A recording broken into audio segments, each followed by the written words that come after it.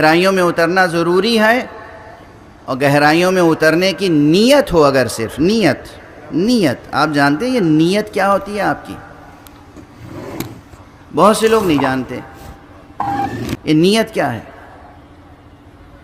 خدا کی قسم یہ نیت ہی ہے جو اس پورے وجود انسانی میں جوہری طاقت رکھتی ہے۔ جوہری طاقت اس پورے وجود انسانی میں اس کی نیت ہے جو جوہری طاقت رکھتی ہے۔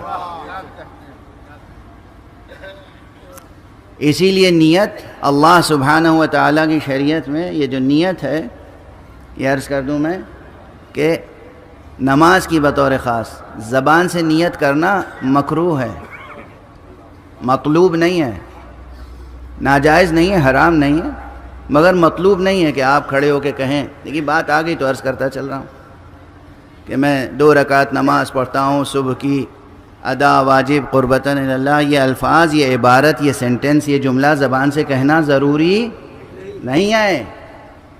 نہ صرف یہ کہ ضروری نہیں ہے بلکہ شریعت کہتی ہے کہ نہ کہو تو بہتر ہے، چونکہ جس چیز کا جو کام ہے اسی کو وہ کام کرنا چاہیے۔ نیت کرنا زبان کا کام نہیں، دل کا کام ہے۔ واضح ہے؟ دیکھنا کس کا کام ہے؟ آنکھ کا۔ سونگھنا کس کا کام ہے؟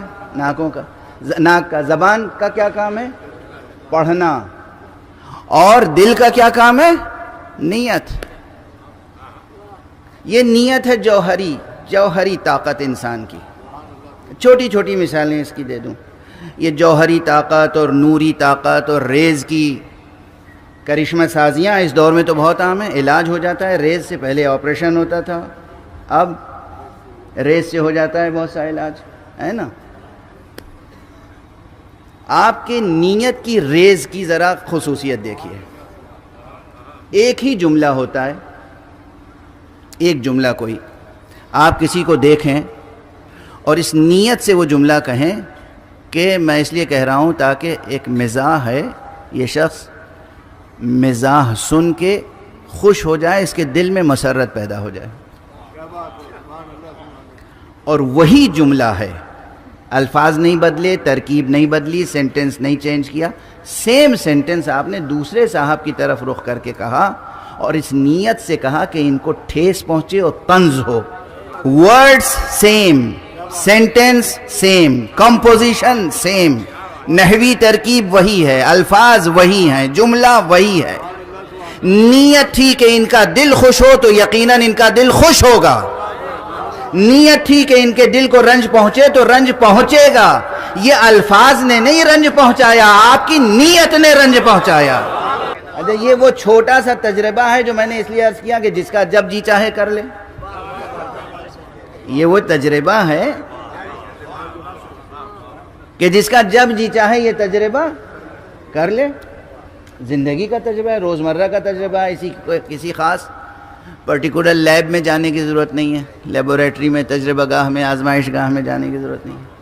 نیت ہے انسان کی جوہری قوت، یعنی آپ نے ان کا دل پکڑ کے مسوسہ تھوڑی، اس پہ چھری تھوڑی چلائی، نیزہ تھوڑی آپ نے پیوست کر دیا، جملہ تھا جو جا کے پیوست ہوا۔ پیوست کیوں ہوا؟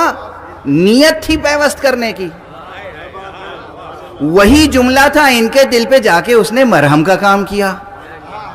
جس نے وہاں دل زخمی کیا اس نے یہاں مرہم کا کام کیسے کیا؟ اس لیے کہ نیت تھی کہ ان کے غم کا اندمال ہو جائے۔ اور اب آپ اپنی نیت کی اہمیت سمجھ رہے ہیں؟ جس طرح آپ کے روزمرہ کے کاموں میں نیت کی جوہری تاثیر کا تجربہ آپ کر سکتے ہیں۔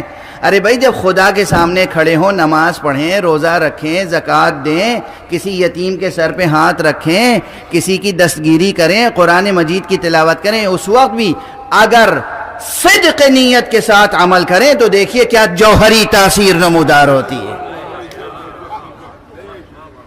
صدق نیت۔